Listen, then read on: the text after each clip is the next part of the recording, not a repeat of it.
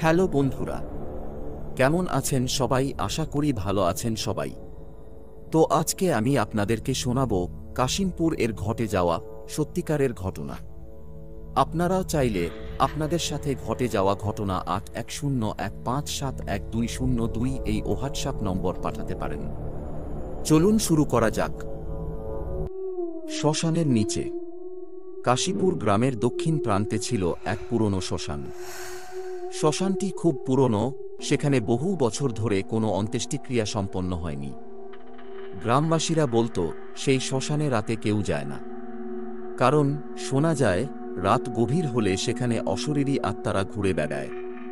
কেউ কখনো যদি ভুল করে সেখানে রাতে যায়, তাকে নাকি আর জীবিত ফিরে আসতে দেখা যায় না। এই শ্মশানঘাটের পাশেই ছিল একটি বিশাল বটগাছ। লোকমুখে প্রচলিত ছিল যে এই বটগাছের নিচে বসে এক প্রেতাত্মা রাত্রিবেলায় মানুষকে টানে। গ্রামবাসীরা শ্মশান সম্পর্কে এতটাই আতঙ্কিত ছিল যে সন্ধ্যার পর কেউ ওদিকে যাওয়ার সাহস করত না। কিন্তু গ্রামের নতুন স্কুলের শিক্ষক অভিক বাবু এসব ভূতের গল্পে মোটেও বিশ্বাস করতেন না। তিনি শহরে পড়াশোনা করে আসা এক শিক্ষিত মানুষ, গ্রামবাসীদের কুসংস্কারে বিশ্বাস করতে একেবারেই রাজি ছিলেন না। তিনি গ্রামের মানুষদের বোঝানোর চেষ্টা করতেন যে এসব ভূতের গল্প সবই মিথ্যা। এভাবে তারা নিজেদের মনকে অযথা ভয় ধরিয়ে রাখছে।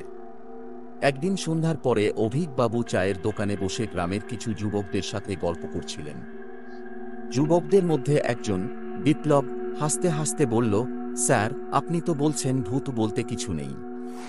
তাহলে এক কাজ করুন, আজ রাতেই শ্মশানে গিয়ে বটগাছের নিচে বসে আসুন। আমরা তো আপনাকে বিশ্বাস করব না। অভিক বাবু হেসে বললেন, বিপ্লব, তুমি আমাকে এত সহজে ভয় দেখাতে পারবে না। আমি আজই শ্মশানে যাব এবং প্রমাণ করে দেব যে ওসব ভূতের গল্প সবই গাঁজাখুরি।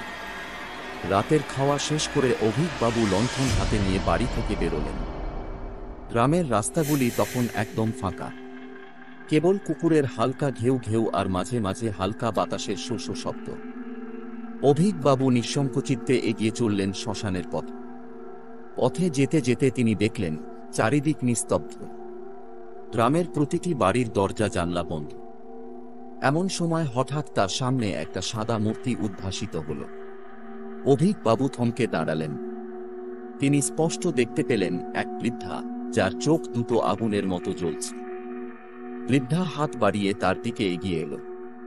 কিন্তু অভিক বাবু ভয় না পেয়ে দৃঢ় কণ্ঠে বললেন, কে তুমি? এখানে কি চাও? কিন্তু বৃদ্ধা কিছু না বলে অভিক বাবুর দিকে এগিয়ে আসতে থাকল। হঠাৎ বৃদ্ধার চেহারা বদলে গেল। সে এক গা শিউরে ওঠা বিকট আওয়াজে হেসে উঠল। চারপাশে বাতাসের গতি বেড়ে গেল, যেন ঝড় উঠতে চলেছে।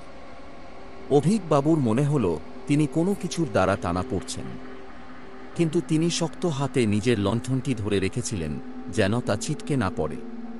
অভিক বাবু জোরে চিৎকার করে উঠলেন, তুমি ভূত হলে কি হবে? আমি তোমাকে ভয় পাই না। আমি প্রমাণ করব তুমি কোনো অশরীরী নও, কেবল এক প্রহেলিকা। এই বলে তিনি সাহস করে এক পা এগিয়ে সেই সাদা মূর্তির দিকে যেতে লাগলেন। হঠাৎ মূর্তিটি উধাও হয়ে গেল। অভিক বাবু থমকে দাঁড়ালেন। তার কপাল বেয়ে ঘাম গড়াতে লাগল। চারপাশের নিস্তব্ধতা যেন আরো বেশি আতঙ্কজনক হয়ে উঠল। তিনি আরেকটু এগিয়ে গিয়ে বটগাছের নিচে এসে দাঁড়ালেন। সেখানে কিছুক্ষণের জন্য সবকিছু শান্ত ছিল, কিন্তু হঠাৎ করে আবার একটা বিকট হাওয়া উঠল এবং তার লণ্ঠনটি নিভে গেল। চারপাশ ঘুটঘুটে অন্ধকারে ঢেকে গেল। অভিক বাবু এবার সত্যিই আতঙ্কিত হয়ে পড়লেন। হঠাৎ তার কানে আসল একটা চাপা হাহাকার। তিনি দেখতে পেলেন বটগাছের নিচে থেকে যেন কয়েকটি ছায়ামূর্তি তার দিকে এগিয়ে আসছে। সেই ছায়ামূর্তিগুলোর মুখে গভীর যন্ত্রণা আর তৃষ্ণার ছাপ।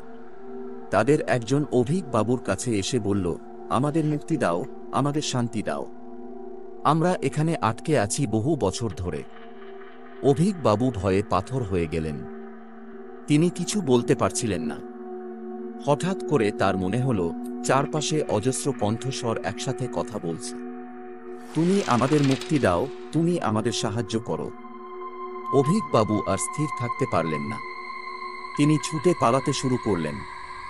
অন্ধকারের মধ্যে তিনি খেয়াল করলেন সেই ছায়ামূর্তিগুলো তাকে অনুসরণ করছে। তাদের হাত বাড়িয়ে টানছে। অবশেষে তিনি কোনো মতে দৌড়াতে দৌড়াতে গ্রামের মধ্যেই এসে পড়লেন।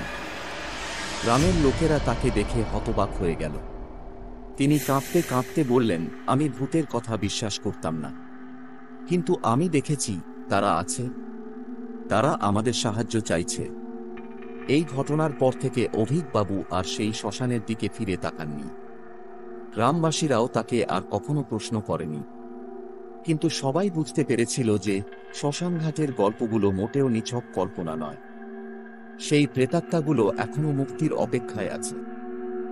ভিডিওটি আপনাদের কেমন লাগলো কমেন্ট করে জানাবেন।